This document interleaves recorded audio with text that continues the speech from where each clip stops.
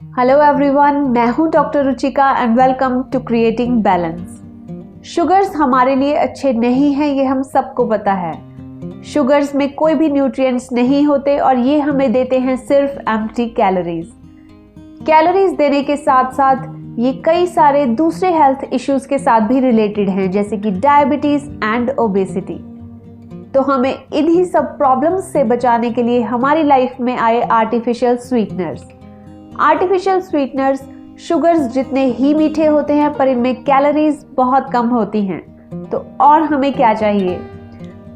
पर क्या artificial sweeteners वाकई में हमारी हेल्थ के लिए अच्छे हैं या नहीं, आज हम इसी के बारे में डिस्कस करेंगे। तो let's start the video. Artificial sweeteners basically synthetic sugar substitutes होते हैं जिन्हें केमिकल्स से बनाया जाता है। आर्टिफिशियल स्वीटनर्स को हमारी बॉडी पूरी तरह से डाइजेस्ट नहीं कर सकती और ये सिर्फ पार्शली ब्रेक डाउन होते हैं हमारी बॉडी में, इसीलिए कम कैलोरीज भी देते हैं। पर आर्टिफिशियल स्वीटनर्स में जो केमिकल्स होते हैं वो हमारे इम्यून सिस्टम को स्टेन करते हैं। आजकल बहुत टाइप के आर्टिफिशियल स्वीटनर्स अवेलेबल हैं, जैसे कि aspartame, sucralose, saccharin, acesulfame potassium, neotame and advantame etcetera. पर इनमें से कोई भी आर्टिफिशियल स्वीटनर अभी तक क्लिनिकली प्रूव नहीं हुआ है कि हमारे लिए सेफ है या नहीं। सबसे कॉमनली यूज्ड आर्टिफिशियल स्वीटनर है एस्पार्टेम। एस्पार्टेम शुगर से 200 टाइम्स ज़्यादा स्वीट होता है और ये यूजुअली पाया जाता है प्रोसेस्ड पैकेज्ड फूड्स में, स्पेशली वो फूड्स जो होते हैं डाइट फूड, जैसे कि diet soft drinks, sugar free cough syrups, dessert mixes, yogurts etcetera. Aspartame इन सभी कमर्शियल प्रोडक्ट्स में पाया जाता है।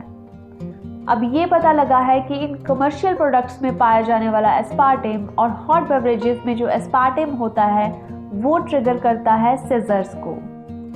एस्पार्टेम को हम हाई टेम्परेचर पर नहीं यूज कर सकते और वो पेशेंट्स जिन्हें फिनाइल केटोन्यूरिया है वो भी एस्पार्टेम नहीं ले सकते।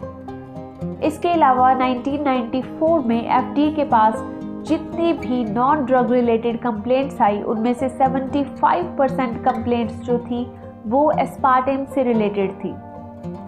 एक स्टडी में ये भी पाया गया कि रैट्स और माइस में एस्पार्टेम से कैंसर भी हुआ। अब second most common sugar substitute जो है वो है सुक्रालोज। सुक्रालोज एक्चुअली इन्वेंट हुआ था 1970s में उन साइंटिस्ट से जो कि बना रहे थे एक इंसेक्टिसाइड।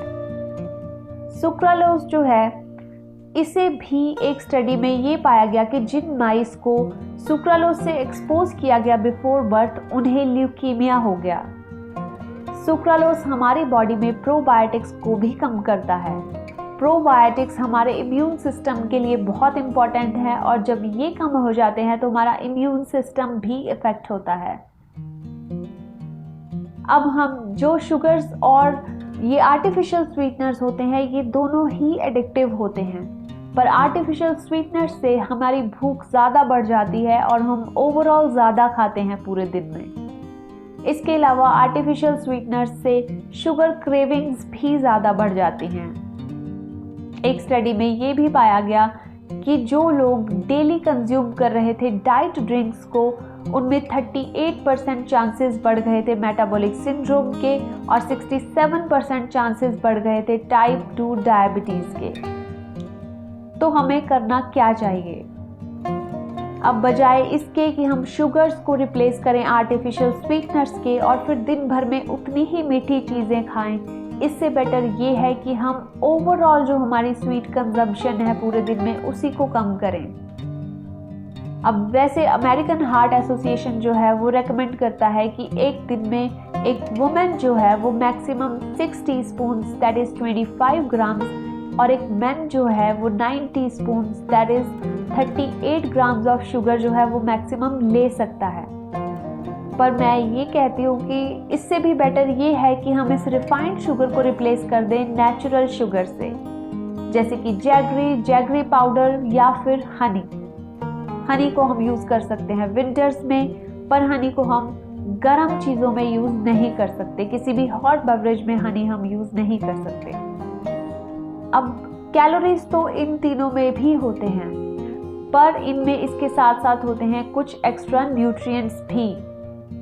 इसलिए हम शुगर्स को इनसे रिप्लेस कर सकते हैं, पर ओवरऑल कंजम्पशन जो है शुगर का वो कम ही रखना चाहिए। आई थिंक मैंने आर्टिफिशियल स्वीटनर्स के बारे में सब कुछ अच्छे से एक्सप्लेन कर दिया है एंड आई रियली होप कि आपको वीडियो पसंद आया होगा। तो आज के लिए बस इतना ही। See you in the next video. Thank you very much.